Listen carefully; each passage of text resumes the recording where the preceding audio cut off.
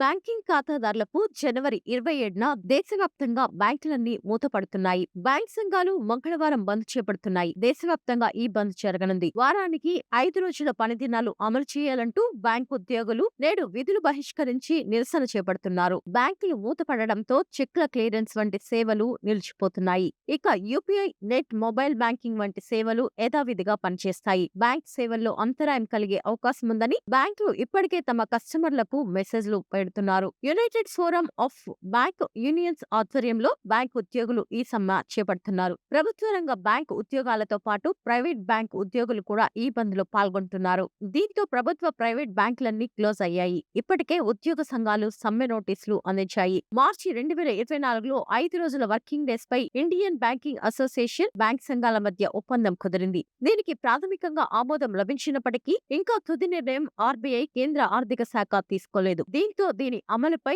ఏడాదిగా bank సంఘాలు నిరసన చేపడుతున్నాయి. అయితే ప్రభుత్వం స్పందించడం లేదు. కేంద్రం నుంచి ఎటువంటి స్పందన రాకపోవడంతో ఆందోళనలను తీవ్రతరం చేయాలని బ్యాంక్ సంఘాలు నిర్ణయించాయి. అందులో భాగంగా సమ్మెకు దిగుతున్నాయి. ప్రస్తుతం బ్యాంకులో 2, 4వ శనివారాల్లో సెలవులు అమల్లో ఉన్నాయి. నెలలో మిగిలిన శనివారాలు కూడా సెలవులు ఇవ్వాలని డిమాండ్ చేస్తున్నారు.